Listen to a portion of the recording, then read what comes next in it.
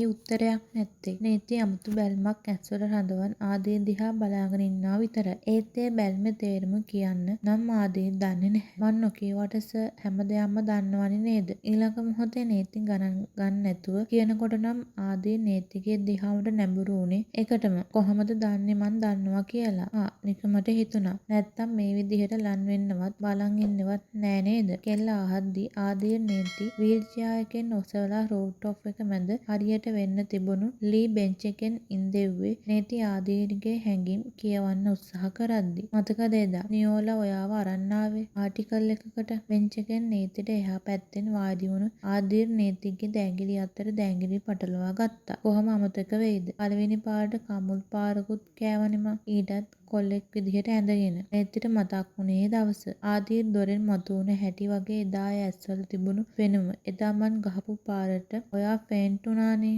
මං මුලින් හිතුවේ රඟපානවා කියලා. ඒත් මූණ කඩන් වැටිලා තියෙන හැටි දැක්කහම නම් කමුල් වලට තට්ටුවක් දැම්මාම එතකොට තමයි කියාගෙන ගිය දේ නතර කරද්දී නීති පුදුමෙන් ආදීර් දිහා බැලුවේ. එතකොට තමයි එකපාරටම මගේ ඇස් මෙතන නැවතුනේ. මොහොතකට කතාව නවත්තපු ආදීර් නීතිගේ දෙතොල් මතින් මාපට ඇඟිලිගෙන ගියේ නීති මොහොතකට ඒ ස්පර්ශයෙන් ගැස්සෙනකොට. පිරිමියෙක්ට ඒ වගේ ලිෆ්ට් මුලින්ම ඔල්වට ආව ප්‍රශ්නේ ඒක. පස්සේ මං ඕනකමින් ඔයා දිහා බැලුවේ. එතකොට තමයි මුලින්ම ඩවුට් එක ආවේ. පස්සේ ඇස් ඇරියේ නැති තැන මං ජග් එකෙන් වතුර ටිකක් අරන් මූණට ගැහුවා. ඒත් අරුන් එළියේ ඉඳන් කෑ ගහනවා ඒ අස්සේ. එතකොටයි මං ෂර්ට් එක පොඩ්ඩක් බුරුල් කරන්න හිතන් සර් කොල්ලා කීවර එන්නත් කලින් නීති කෑ ගැහුව විදිහට ආදී තරවට බැල්මකින් ඇහුවේ ඇයි කියලා. එතකොට එදා තමයි දැනගත් කවුද හිතුවේ ගර්ල් කෙනෙක් බොයි කෙනෙක් වගේ ඩිස්කස් කරන් ඉඳී කියලා. එදා ෂෝක් එකටම මං එළියට ආවේ නියෝටත් බොරු කරලා. හර්ෂගේ ෆේක් කවර් එක පිළිගත්තා වගේ ඔයා අහිංසකයි කියලා යන්න දෙන්න කියාගෙන. ඒත් මම විතරයි දැනන් හිටියේ ඔයා ගර්ල් කෙනෙක් කියලා. එතනින් ඇවිත් වාහනේ පාරට දැම්මම මතක් වුණේ ඔයාව. මොකද්ද හේතුවකට මට යන්න හිතුනේ නැහැ. ඉතින් මං අතුරු පාරක නවත්තගෙන හිටියා. එතකොටයි ඔයා බිල්ඩින් එකෙන් එළියට ආවේ. ඔයාට නොදැනෙන්න මං ඔයාව ෆලෝ කරා. මුලින් හොස්පිටල් එකට. පස්සේ ගෙදරට. එදා මං කෙනෙක් දාලා හොයාගත්තා ඔයා ගැන. ට්‍රිගර් සෙන්ටර් එක වගේම ඔයා ගැන. හේතුව දන්නේ නැහැ. මං ඉන්සර්ට් වෙන්න ඔයා ගැන. ඒත් ඒ ඉන්ස්ටන්ට් එක නිසාම මං ගාව තියාගන්න හිතුණා. ඉන්ටර්විව් එකෙන් සිලෙක්ට් කරෙත් මම. හැම දෙයක්ම දැනගෙනත් නොදන්නවා වගේ හිටියා මම.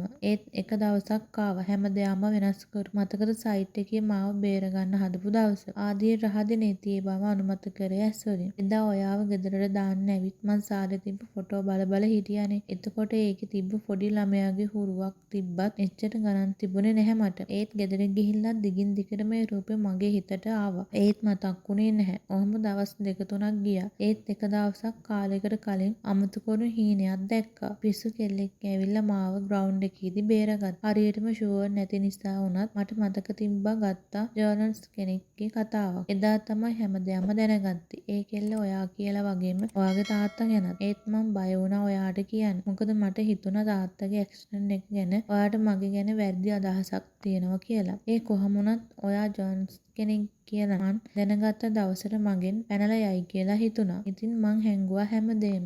මුල්ම කාලෙම හිතුණා මට. මොකද්ද? මගේ ඇත්ත දැනගත්ත දවසට මට වෛර කරයි කියලා. ඒත් පස්සේ හිතුණා හැමදේම තේරුම් ගනී කියලා. මං හිටිය තත්ත්වෙ ගැන. ලොකු හුස්මක් හැරලා නීති ආදීර්ගේ හුරෙස්ස මතින් හිස තියාගත්තා. ඇයි කිව්වේ නැත්තේ? මොනවද? ඔයත් ඇක්සිඩන්ට් එක ගැන දන්නවා කියලා. එහෙම වුණා නම් අපි කොහොම කියන්නද? කිසි කෙනෙක් විශ්වාස කරයිද මං ඔයාට ලං වුණේ පරිගන්න නෙමෙයි කියලා. ඉතින් එතනදී මට නවතින්න උනා. මට ඕන උනේ මිනිස්සුන්ට ඇයි ඔයාට එහෙම කරන්න ඕන උනේ ඇයි කියලා දැනගන්න. ඉතින් මං හැමදේම ප්ලෑන් කරා. හර්ෂ අයියට මාව ඔයා ගාවට එවන්න වෙන තැනට. නීති කිව්වේ ශ්‍රීගල් සෙන්ටර් එකට ආදීර්ගේ ඔෆිස් එක ගැන යවපු ෆේක් ඩීටේල්ස් ගැන මතක් කරමින්. එක දවසක්වත් මට වෛර කරලා නැද්ද නීති? ඔයාගේ තාත්තා නිසා. ඔව් කියන්නද නෑ කියන්නද? ආදීර්ගේ හොරේසින් මෑත් වුණ නීති අහන්නේ ආදීර්ගේ ඇස් කියවන්න උත්සාහ කරන ගම.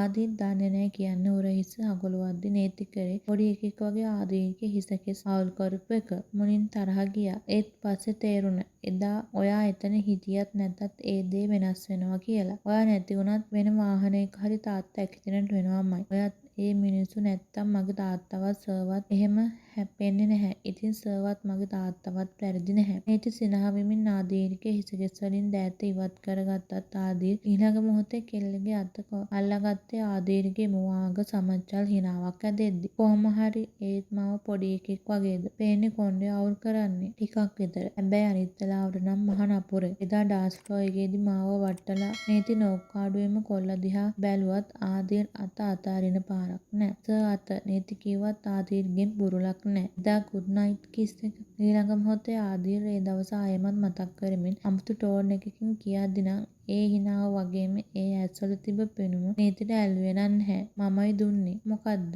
මෙතනට. නීති පුදුමෙන් වගේ ආදීර් දිහා බලාගෙන ඉද්දි ආදීර් ඇස්වලින් කෙල්ලගේ කොපුල් පෙන්නුවේ නීතිගේ කම්මුල් රත් වෙලා යනකොට. සර් ඔයා නම් ඊළඟ මොහොතේ නීති ආදීර්ගේ පපුවට දෑත් මිට මොලවලා ගහන්න ගියත් කෙල්ලගේ අත් දෙකම එක අතකින් අල්ලගෙන අනිත් අතින් කෙල්ලගේ මුහුණ අල්ලගත්තේ කොල්ලගේ සීතල තෙතළු කොපුල් තලවල අනවසරයෙන්ම තවර ගන්න ගමන්. ආදරේ නංගි කොපුල් තල වලින් මෑත් වෙලා කෙල්ලගේ මූණ දෝතට ගත්ත ආදීර් කෙල්ලගේ ඇස් මත්තෙම පැටලිලා කියද්දි නීති කොල්ලගේ බඳ වටා දෑත් යවලා ඒ පපුවේ හිස තියාගත්තේ සැනසීමෙන්. මට සම්බන්ධයි.